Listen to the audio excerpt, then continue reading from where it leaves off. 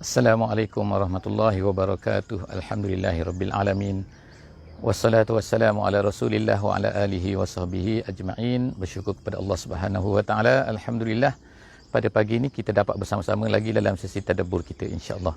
Sahabat-sahabat yang dikasihi Allah Subhanahu wa taala, moga-moga Allah Subhanahu wa taala berikan keberkatan kepada hari kita pada hari ini dan juga moga-moga Allah taala akan memandu kita insya-Allah.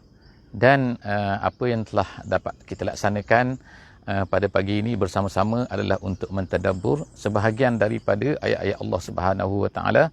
Moga-moga dengan ini kita akan mendapat panduan daripada Al-Quran dalam hidup kita. Moga-moga hidup kita tidak akan terkial-kial, tidak akan terikat hanya terikut dengan pemikiran kita sahaja ataupun pemikiran-pemikiran manusia, tetapi kita cuba untuk memperolehi sedikit daripada apa yang Allah Subhanahu Wa Taala telah pandu kita melalui ayat-ayatnya. Alhamdulillah. Bersama kita hari ini insya-Allah muka surat 537 insya-Allah, muka surat 537. Kita hari ini di 25 hari bulan Jamadil Awal tahun 1442 Hijriyah bersamaan dengan 9 hari bulan Januari tahun 2021. Alhamdulillah. InsyaAllah hari ini kita akan bersama-sama sahabat-sahabat semua dalam dua surah insyaAllah.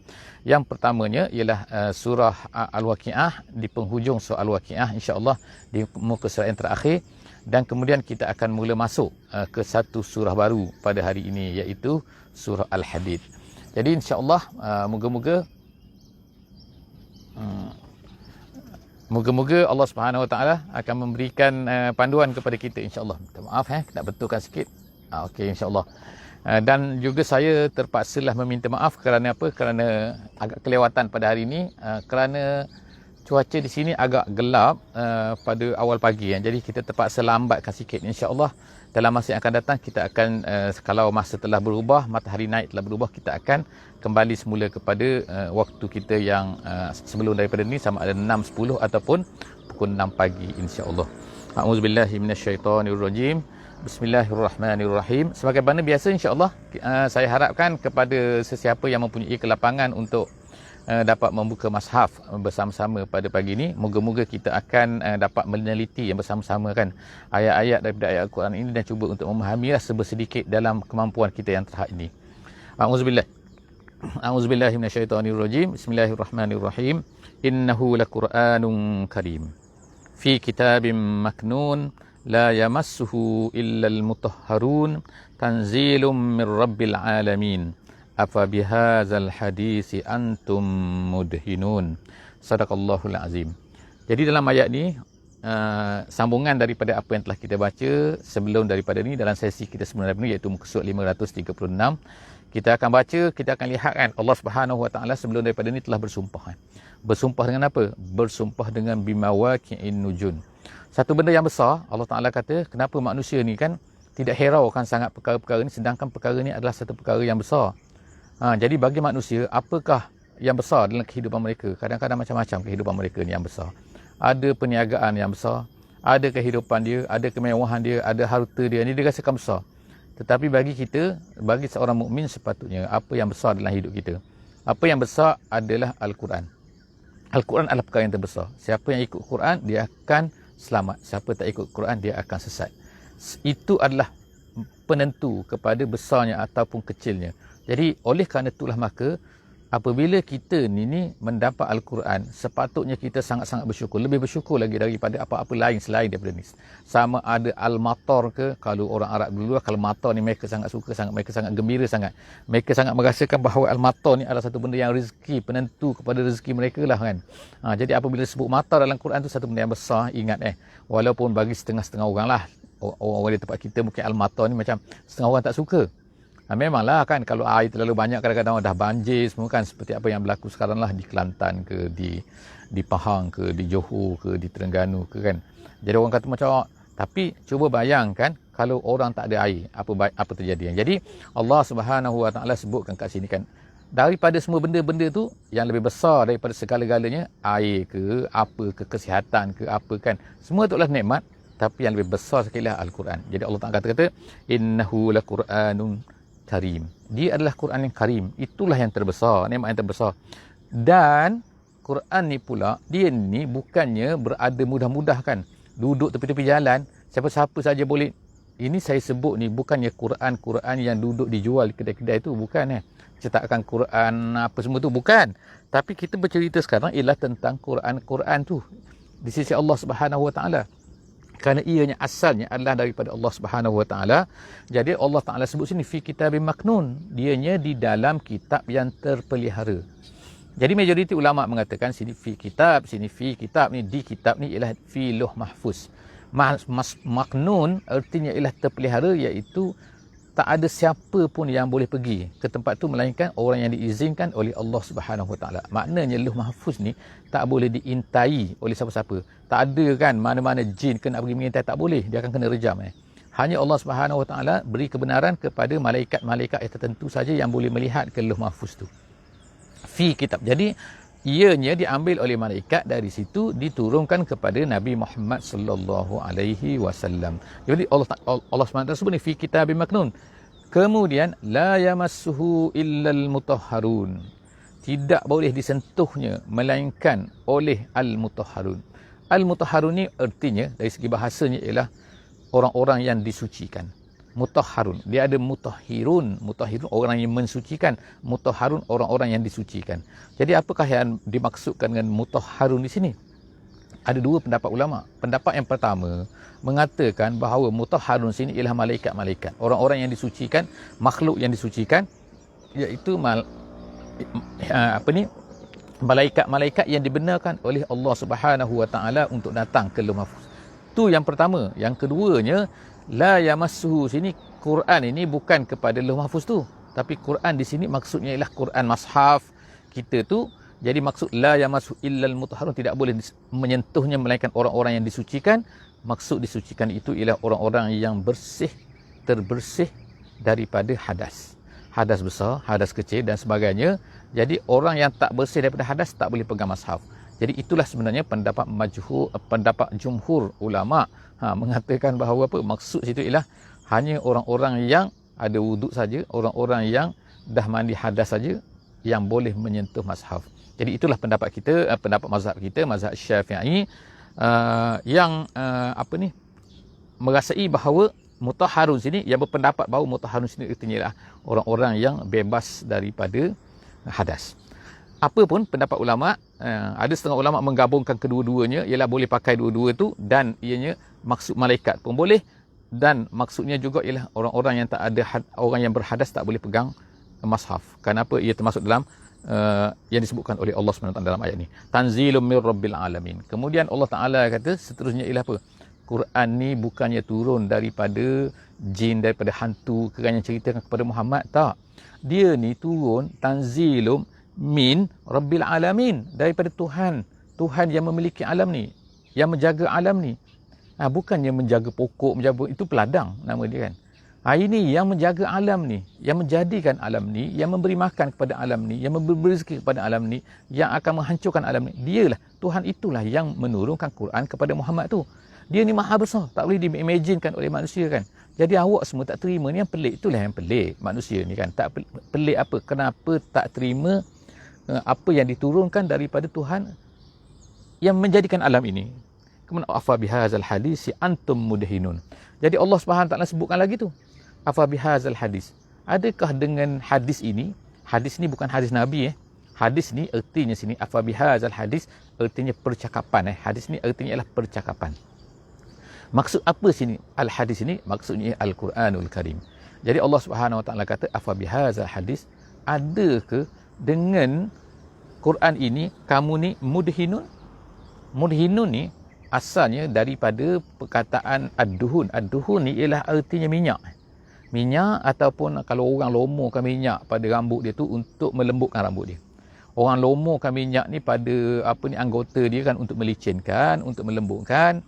Jadi itu ad-duhun. Jadi mudhinun artinya ialah melembutkan. Melembutkan apa? Iaitu ulama-ulama tafsir sebut maksud melembutkan sini, setengah daripada orang-orang kafir ni bila datang kepada Nabi kita sallallahu alaihi wasallam, masya-Allah kan, dengan baik, tapi bila pergi ke belakang, bila balik ke tempat mereka, balik semula ke belakang, mereka ni masya-Allah penentang kuat kepada Nabi sallallahu alaihi wasallam. Jadi maknanya ialah bermunafik lah kan. Ini cerita di Mekah, bukan cerita orang di Madinah ni kan. Tapi maknanya mereka ni adalah bersikap tidak betul. Itu satu pendapat. Yang keduanya, ada pendapat ulama tafsir yang kedua mengatakan mudhinun sini. Adakah kamu ni dengan Quran ni kamu ni mudhinun, iaitu apa? Pandang lewa. Iaitu pandang ringan. Iaitu mendustai. Buat tak kisah aja. Itu mudhinun. Jadi Allah Subhanahu Wa Taala cela mereka ni. Afa bihadzal hadis antum mudhinun. Kamu buat dono saja, kamu buat tak kisah, kamu buat main-main saja, kamu buat macam tak ada apa-apa pun kepada Al-Quran ini. Wa taj'aluna rizqakum wa annakum tukazzibun. Allah Taala kata kemudian kamu jadikan rizqakum. Rizqakum sini ialah hujan tu. Jadi bagaimana pula ni? Bagaimana cerita pasal hujan ni? Sebab dikatakan bahawa setengah daripada orang-orang Quraisy ni, bukan setengah lah kan, banyak daripada mereka ni, apabila ada hujan turun di zaman Nabi sallallahu alaihi wasallam, mereka kata apa? Mereka kata bahawa hujan ni turun bukan dengan kuasa Allah. Hujan turun ni adalah bintang-bintang, dia katalah. Jadi disebutlah bintang-bintang ni, sebab bintang ni lah maka turun hujan, sebab bintang lah. Jadi nampak tak, mereka menolak kuasa Allah Subhanahu Wa Taala. Tak rasa bahawa yang menurunkan hujan ini, yang memberi rezeki kepada mereka ini ialah Allah Subhanahu Wa Taala. Tapi mereka mengatakan kepada bintang ni. Mungkin kita boleh katakan setengah-setengah ada manusia sekarang yang tak percaya kepada Tuhan, tapi kerana monsun, kerana ni kan. Ini kerana perubahan cuaca, ni kerana apa kan. Makna langsung tidak ada kuasa Allah Subhanahu Wa Taala di situ. Kita boleh kaji, kita boleh katakan, cuma kita tidak boleh nafikan bahawa semua itu adalah berlaku kerana kuasa Allah Subhanahu Wa Taala. Jadi Allah Taala kata wa taj'aluna rizqakum annakum tukazzibun. Kamu mendustai. Dah itu adalah turun kepada kamu. Kemudian falaula iza balagatil hulqum. Jadi sekarang ni Allah Taala memperhuduhkan. Allah Taala nak minta mereka ni kan. Kamu ni memang teruklah. Nak kata macam tu kan. Macam mana? Tengok dia kata. Kalau ada di kalangan kamu ni nak mati, katakan. Dah sampai kepada ruh tu, sampai kepada hulqum. Ruh tu dah falaula iza balagatil hulqum. Apabila ruh dah sampai kepada hulqum, wa antum hina izin tanzurun, dan kamu pada masa tu sedang tengoklah, sedang berada di keliling mayat tu kan. Jadi Allah Taala ceritakan kan, ada satu mayat, ada orang nak mati, kemudian nyawa dah sampai ke hulqum, dan kemudian kamu semua duduk di keliling tu, wa nahnu aqrabu ilaihi minkum walakin la tubsirun. Allah Taala kata Allah Taala lebih dekat lagi kepada kamu kalaulah kamu melihat. Kalau kamu nak, tapi kamu tak melihat. Walakin la tubsirun, tapi kamu tak rasai, kamu tak nampak, kamu tak fikir. Allah Taala lebih dekat lagi. Okey, cerita orang nak mati tadi tu kan, dah mayat dia, dah roh dia tu sampai ke halqum. Falaula in kuntum ghaira madinin. Allah Taala cabar lagi kan, Allah Taala mempersendakan mereka lagi. Allah Taala kata kalau tak madinin tu artinya lah, kalaulah, terjemahan dia falaula in kuntum ghaira madinin, kalaulah kamu semua ni tidak madinin. Apa maksud madinin? Ada dua makna madinin. Yang pertama, madinin ialah makna kamu tidak dibalasi. Best lah kalau macam tu. Kalau kamu ni tidak ada balasan apa-apa, tak dibangkitkan semula, maknanya nak buat jahat atas dunia ni, buat jahat je, jahatlah sejahat-jahatnya, kemudian jadi apa-apa, tak ada dibalas apa-apa. Untunglah kalau macam tu. Allah Ta'ala katakan itu maksud yang pertama, madinin. Yang kedua ni, madini ialah maknanya ialah tidak dikuasai, tak ada orang kontrol apa-apa, kamu boleh buat apa-apa saja nak buat. Falaula, sedaplah kamu, falaula in kuntum ghaira madinin. Allah Ta'ala kata, tapi adakah betul? Adakah mereka ini tidak dikuasai? Adakah mereka ini tidak ada yang menguasai mereka? Adakah mereka boleh bebas, boleh buat apa-apa? Adakah mereka ini tidak dibalasi nanti kalau atas kejahatan-kejahatan mereka? Jadi Allah Ta'ala katakan tidak. Jawapannya tidak kan. Kamu semua ni Allah Ta'ala berkuasa ke atas kamu. Jadi Allah Ta'ala cabar sekali. Tarji'unaha. Kamu bawa lah balik. Ha tu nya. Nya tu apa? Nya tu roh tu. Kamu bawa balik roh dia tu. Dia tadi kan nak mati. Dia nak mati. Kamu bawa balik roh dia tu, masukkan balik. In kuntum shadiqin, kalau kamu ni benar. Benar ke kamu ni? Kamu ni hanyalah mendakwa sana, mendakwa sini kan. Tapi sebenarnya kamu tak tahu pun. Mendakwa. Dah hidupkan balik orang nak mati tu. Kalau kamu boleh tahan. Allah Ta'ala kata, boleh tahan ke? Fa amma in kana minal muqarrabin. Jadi Allah Subhanahu Wa Taala sebutkan sekarang ni, okey, itu mayat tadi kan. Sekarang ni orang yang nak mati tu ada dua jenis. Ada orang yang teruk, ada orang yang muqarrab. Muqarrab ni setengah ulama kata yang sebelum daripada ni, iaitu benda. as-sabiqun as-sabiqun. Jadi Allah Taala kata, kalaulah orang yang nak mati tu dia baik, so okay, no problem. Fa amma in kana minal muqarrabin, kalau dia ni orang muqarrab ni maknanya orang yang dekat dengan Allah Subhanahu wa taala, iaitu as-sabiqun as-sabiqun tadi, farauhun, maka dia akan mendapat rauhun. Rauhun tu artinya ialah bukan rauhun tu bukan ruhun. Memang ada bacaan, ada qiraat, qiraat yang tidak popular ialah dibaca dengan ruhun, dengan baris depan, ruhun. Tapi di sini ialah rauhun, rauhun. Dia ada dalam ayat Quran katakan, apa ni kan, la tayasu min rauhillah. Rauhillah, rauh tu artinya ar-rahah, artinya kalau ruh tu ruh, kalau rauhun artinya ar-rahah, dengan baris atas rauh. Jadi dalam ayat ni Allah Taala katakan, iaitu apa kan, farauhun, kalau orang tu baik, orang tu dia dekat dengan Allah Subhanahu wa taala, orang tu as-sabiqun, maka dia akan mendapat rauhun. Rauhun tu kerehatan daripada Allah Subhanahu wa taala. Kemudian waraihanun, raihan tu ialah pokok, dalam bahasa asalnya ialah pokok yang berbau wangi. Pokok apa? Wallahu alam, banyaklah kan pokok-pokok yang berbau wangi kan. Pokok ini yang pokok macam-macam jadi saya tak sebutlah tu, tapi maknanya semua pokok yang berbau wangi nama raihan. Jadi Allah Subhanahu wa taala kata semua ni adalah akan menjadi balasan kepada orang-orang yang muqarrab.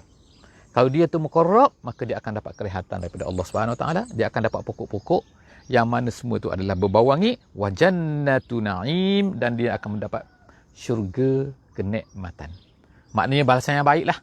Kesimpulan. Wa amma, adapun jika sekiranya in kana min ashabil yamin, dan kalau jika sekiranya dia ni adalah daripada ashabul yamin, fa salamun. Maknanya kan tadi kita ada ashabul yamin, kita ada as-sabiqun as-sabiqun, kita ada ashabul masy'amah kan, iaitu ashabul shimal. Jadi Allah Subhanahu taala sebut sini kan, kalaulah dia ni daripada golongan yamin, golongan kanan, fasalamun, maka dia salamun, maknanya dia akan dapat penghormatan, dia akan dapat salamun. Allah Taala bagi salamun kat dia, fasalamun lak min ashabil yamin. Kalau kamu ni ashabul yamin, maka kamu dapat salamun, dapat salam kesejahteraan. Wa amma in kana minal mukazzibin ad-dallin, tapi masalahnya lagi ialah kalaulah dia ni daripada orang-orang yang mukazzib, orang-orang yang dhal. Allah Taala sebut dua sifat tu kan, iaitu itulah penentang-penentang Islam, itulah orang-orang yang dibenci oleh Allah Subhanahu wa taala. Yang pertama apa? Mukazzib. Mukazzib lain daripada kazib. Kita sebut sebelum daripada ni. Kazib ialah orang yang tak percaya. Mukazzib ialah orang yang mengatakan bohong. Maknanya bila dia mengatakan satu benda tu bohong, satu benda tu tak boleh percaya, jangan percaya, jangan percaya, jangan percaya, ini semua bohong ni kan. Itu nama dia mukazzib, orang yang mendustakan. Kemudian satu lagi Allah Taala sebut ni ad-dhal. Dhal tu makna sesat lah. Waladhdallin, orang-orang yang sesat. Jadi Allah SWT sebutkan dua sifat ni kan. Jadi maknanya golongan yang pertama as-sabiqun, as-sabiqun. Yang golongan yang kedua ashabul yamin. Golongan yang ketiga ialah yang Allah Taala sebut ni al-mukazzibun, kemudian ad-dhallun. Jadi oleh kerana itu bagi di bawah ikan minal mukazzibin minad-dhallin, dia sesat. Sesat maknanya lari daripada apa yang betul lah kan. Jadi fanuzulum min hamim. Allah Taala kata nuzul. Nuzul ni ialah nazala. Kalaulah dalam bahasa asal, nazala ni makna ialah turun. Turun apa? Iaitu apabila kita ni berjalan. Kalau kita pergi di mana-mana lah tempat kan, kita pergi ke, contohlah kata kita pergi Vietnam, kita pergi makan angin di Vietnam. Kemudian yang pertama sekali bila kita turun kapal terbang, kita pergi ke mana? Kita akan cari hotel dulu kan hotel. Jadi hotel tu nama dia tempat nazal. Di mana turun? Aina tanzil, dia kata. Kalau Arab lah cakap kan, aina tanzil maknanya di mana kamu turun? Turun tu maknanya kamu menetap di mana untuk sementara ni. Itu nuzul kan. Ataupun kalau kita ada rumah, kita panggil manzil. Manzil tu artinya ialah tempat nazalan. Nazalah. Awak ni maknanya di mana tempat menetap awak. Aina manzil. Itu. Kadang-kadang disebut baitun. Baitun ni daripada bahasa Yabi tu artinya malam. Bermalam. Sebab apa manusia ni biasanya balik rumah pada waktu malam. Kalau siang hari tak duduk rumah, kecuali orang zaman sekarang wallahu alam lah kan, zaman apa ni PKP, zaman apa ni sekarang kan, itulah cerita lain lah. Ni keadaan biasa. Keadaan biasa ni orang akan keluar pergi bekerja, orang balik bila malam, jadi dipanggil baitun. Ada kadang-kadang dipanggil manzilun, dipanggil tempat mana kan, tempat turun. Sebab apa-apa orang akan balik ke situ. Apa-apa orang fikir nak balik ke situ kan. Sebab rumah dia. Jadi manzil ni, Allah Subhanahu Wa Taala sebut sini. Orang-orang yang kafir, orang-orang yang dhalin, orang-orang yang mukazzibin. Di mana akan disediakan tempat untuk dia tu? Disediakan tempat dia lah. Fanuzulun min hamim. Iaitu tempat di mana airnya panas. Hamim. Hamim ni air menggelegak. Jadi itulah tempat duduk dia. Bayangkan maknanya kan. Itu tempat akhir dia. Orang-orang yang sesat ni kan. Jadi waliyazubillah moga-moga Allah Subhanahu Wa Taala pelihara kita daripada keadaan-keadaan ini. Seterusnya wa tasliyatu jahim. Tasliyah ni makna idkhal, makna dimasukkan. Kemudian dia dimasukkan. Ataupun suluh maknanya dia tu kenakanlah, kena. Maksudnya terkena, diseksa. Tempat dia adalah apa kan? Tempat seksaannya dia akan dimasukkan ke dalam jahim. Inna hadza lahu haqqul yakin. Allah Taala kata, semua ni adalah haqqul yakin. Bukan hanya hak, tapi benar dan yakin. Satu benda yang sangat-sangat betul. Dan fasabbih bismi rabbikal azim. Allah Taala kata, maka bertasbihlah kamu dengan menyebut nama Tuhan kamu yang maha tinggi. Nah, jadi kita akan sebut bila kita baca ayat ni kan. Sebab Allah Taala minta kita bertasbih tu. Jadi kita baca subhana rabbiyal azim. Subhana rabbiyal azim, subhana rabbiyal azim sebagai menjawab apa yang Allah Taala minta daripada kita tu. Jadi kalau kita baca ayat ni kan, fasabbih bismi rabbikal azim, kita tak sebut subhana rabbiyal azim, artinya kita ni tak faham lah kan tak faham erti apa yang disebutkan oleh permintaan Allah Subhanahu Wa Taala daripada kita tu. Jadi alhamdulillah, sadaqallahul azim, kita tamat surah Al-Waqiah dengan fasabbih bismi rabbikal azim, subhana rabbiyal azim. Maka kita akan beralih pula kepada satu surah baru pada pagi ini, iaitu surah Al-Hadid, insya-Allah.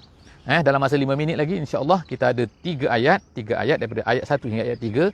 Kita akan cuba tengok surah Al-Hadid. Surah Al-Hadid ini ada khilaf ulama. Majoriti mengatakan bahawa ianya adalah makkiyah, tetapi ada yang mengatakan bahawa ianya adalah madaniyah. Dan ayatnya sangat sedikit, tak banyak, insya-Allah. Ayatnya 29 saja. Tapi dia mengambil 5 muka surat ni kerana ayatnya panjang-panjang. Dan sebab itulah setengah ulama mengatakan bahawa ianya adalah madaniyah. Kerana biasanya yang panjang-panjang ni ialah madani. Wallahu a'lam bissawab. Itu adalah pandangan-pandangan ulama kan. Kita tak apa, insya-Allah. Kita tengok apakah tema kepada surah ini. Surah ini menceritakan ada 2 keadaan manusia ni. Yang pertama ialah manusia ni yang terlalu ruhi. Dan yang kedua, golongan manusia ni yang terlalu maddi. Maddi ni maksudnya kebendaan. Maddi. Dalam bahasa Arabnya maddi, dalam bahasa Melayunya kebendaan. Iaitu melihat semua benda pada benda saja. Benda yang nampak yes, benda tak nampak. Ada manusia yang terlalu ruhi. Ruhi ni makna benda-benda yang yang tak nampak saja, metafizik. So benda-benda yang tak nampak itu adalah yang ditekankan. Jadi maknanya kesimpulan daripada situ, ada orang Islam yang macam tu. Orang Islam yang macam terlalu kebendaan. Sibuknya dengan bisnes. Dia beriman, tapi dia sibuk dengan bisnesnya, dia sibuk dengan ni, dia sibuk dengan ni kan. Kebendaan semua, kebendaan kan. Dengan kajian dia, dengan apa kan, semua kebendaan. Dia tak nampak yang ruhi. Kalau tengok manusia pun, macam mana nak bina manusia tu? Dengan membina tubuh dia, dengan membina bagi sadur dia, dengan membina kekuatan dia, dengan membina kan. Tapi dia tak tengok dari sudut ruhi. Sebagaimana kita katakan, kalau ketenteraan, kita buat latihan. Kita buat latihan memanah, kita buat latihan menembak, kita buat latihan tahan lasak dan sebagainya. Tapi kita lupa ruhi dia. Kita lupa sembahyang malam dia macam mana. Kita lupa dia dengan Allah Subhanahu Wa Taala macam mana. Jadi itu maksudnya ruhi dan juga mati. Jadi Allah Subhanahu Wa Taala menurut ulama yang menceritakan tentang tema surah ini, ialah tema ini nak menceritakan kepada kita apa kan, tentang kepentingan untuk tawazun. Tawazun bukan artinya seimbang ni makna sama 50-50, bukan. Tapi meletakkan pada tempat kedua-dua tu ada haknya. Bagi badan kita ada hak, bagi keluarga ada hak, bagi family ada hak, wali badanika alaika haq, wali ahlika alaika haq. Jadi semua tu ada hak. Jadi maknanya berikanlah fa'ti kullazi haqqin haqqah. Berilah kepada orang yang mempunyai hak tu haknya. Jadi itulah maksud dia kat sini kan. Itu adalah cerita Al-Hadid. Namanya adalah besi, surah besi. Jadi insya-Allah kita cuba tengok kan. Allah Subhanahu Wa Taala memulakan surah ini dengan sabbahalillah. A'udzubillahi minasyaitonirrajim. Bismillahirrahmanirrahim. Sabbahalillahi ma fis samawati wa ma fil ardi. Sabbahalillahi ma fis samawati wal ardi wa huwal azizul hakim. Bila maaf tak dibacaan salah sikit. Sabbahalillahi ma fis samawati wal ardi wa huwal azizul hakim. Telah bertasbih. Apa dia? Bertasbih apa? Lillahi. Telah bertasbih. Kalau ikutnya dari segi bahasanya, sabbaha tu dia tidak perlu kepada la lagi. Lam tu kan lillahi, tak ada. Sepatutnya, jadi sebab itulah ulama kata lam tu adalah zaidah, ataupun lam tu bukannya lam harfu jarrin dari segi makna, tetapi lam di situ artinya adalah, disebut situ adalah litabyin, dia kata, untuk penjelasan. Lam situ untuk penjelasan. Jadi kita akan baca sabbahalillah, tasbihlah kepada Allah, telah bertasbih kepada Allah apa? Ma fis samawati, apa yang ada di langit, wal ardi, dan di bumi. Jadi erti di sini semua benda bertasbih kepada Allah Subhanahu Wa Taala. Bukan jin dan manusia saja, tetapi ialah batu-batu yang ada keliling kita ni, masjid ni, bertasbih kepada Allah. Pokok-pokok tu, burung-burung tu sedang berbunyi, dengar, itu adalah bertasbih kepada Allah Subhanahu Wa Taala. Semua benda bertasbih kepada Allah Subhanahu Wa Taala. Dalam Al-Quran, kadang-kadang dia gunakan fi'il madhi, sabbaha. Kadang-kadang dia gunakan fi'il mudhari', yusabbihu. Kadang-kadang dia gunakan fi'il amar, sabbihisma rabbikal a'la. Kadang-kadang dia gunakan masdar, subhanallazi. Jadi dia ada masdar, dia ada fi'il amar, dia ada fi'il mudhari', dan kadang-kadang dia ada fi'il madhi. Maknanya yang dah lepas, yang sedang, yang akan, disuruh, dan juga cerita tentang masdar. Jadi semua ni ulama kata kenapa ada macam-macam ni? Kerana nak menunjukkan bahawa semua benda, semua ketika, bila-bila masa saja, semua itu bertasbih kepada Allah Subhanahu Wa Taala. Bukan masa tertentu saja, bukan dulu saja, sekarang tidak, tak. Semua sekali. Itu adalah kerana itu adalah hikmah daripada penggunaan fi'il madhi, mudhari', amar dan juga masdar, sebagaimana saya sebut. Jadi Allah Subhanahu Wa Taala dah gunakan dalam awal surah Al-Hadid ni dengan fi'il madhi, Fi'il madhi tu sabbaha, bukan yusabbihu. Jadi itu yang pertama. Kemudian Allah Taala ni aziz dan juga hakim. Allah Taala ni maha perkasa dan juga hakim. Hakim ni daripada perkataan al-hikmah. Al-hikmah ni maknanya apa? Iaitu al-hikmah ni ialah wadu'ul umur fi mawadhi'i al-la'iqah. Jadi kita meletakkan satu benda pada tempatnya yang sesuai. Itu nama dia al-hikmah. Kita kata adil, zalim tu kan, lebih kurang kan. Tapi al-hikmah ni cantik lah, tepat-tepat dia letak situ kan. Dia gunakan perkataan tu kan. Jadi sebab orang kata, wah dia mempunyai hikmah. Kata-kata hikmah itu kata-kata yang tepat kan. Yang bila kita dengar tu, wah memang betul. Macam tu kata-kata hikmah. Jadi hakim, Allah Ta'ala ni ialah yang maha mempunyai segala hikmahnya. Jadi itu yang pertama. Allah Ta'ala kata, sabbahalillah. Kemudian, wahuwal azizul hakim. Lahu mulkus samawati wal ardi. Bagi milik dia lah kerajaan langit, kerajaan bumi. Yuhyi wa yumit. Kemudian dia menghidupkan, kemudian dia mematikan. Wa huwa ala kulli syai'in qadir. Dan kemudian tu dia berkuasa di atas segala-galanya. Kemudian wal awwal wal akhir wal zahir wal batin wa huwa bi kulli syai'in alim. Ada 5 di sini. 5 apa? 5 sifat Allah Subhanahu Wa Taala, asma Allah Subhanahu Wa Taala yang Allah Taala sebut di sini. Yang pertama apa? Yang pertama awal. Yang kedua apa? Al-akhir. Yang ketiga apa? Az-zahir. Yang keempat apa? Al-batin. Yang kelima apa? Alim. Jadi kita tengokkan 5 sini, 5 sifat, 5 asma Allah Subhanahu Wa Taala sini. Memang kita ada 99 asma Allah Al-Husna. Jadi sangat cantik kalau insya-Allah sahabat-sahabat semua kan boleh mengenali Allah Subhanahu Wa Taala melalui asma ini. Di samping kita ada sifat 20, kita mengenali Allah Subhanahu Wa Taala melalui sifat 20, dan kemudian kita mengenali Allah Subhanahu Wa Taala dengan kita memahami setiap daripada Asmaul Husna ini. Setiap satu tu mempunyai maknanya yang akan mengenalkan kita kepada Allah Subhanahu Wa Taala. Jadi alhamdulillah, terima kasih kepada sahabat saya. Ada sahabat saya yang telah buat perkara ni, iaitu mengajar di masjid. Setiap kali ada nama-nama Allah ni kan. Jadi dia ada kelas Asmaul Husna di masjid-masjid di negara Brunei Darussalam, dan ada juga di Facebook, ada juga di IG. Insya-Allah saya rasa sahabat-sahabat semua boleh cari, insya-Allah kan, cantik-cantik kan, insya-Allah kan. Ataupun di mana-mana lah kalau sahabat-sahabat semua ada jumpa kan, iaitu yang menjelaskan daripada ulama-ulama kita yang muktabar tentang Asmaullah Al-Husna ini. Moga-moga kita boleh faham. Jadi dari sini secara ringkasnya, saya ringkas saja kan, untuk tadabbur kita pada pagi ini, ayat yang terakhir iaitu apa? Allah ni awal. Jadi ulama kata awal ni maksud apa? Awal tu maksud tidak ada permulaan.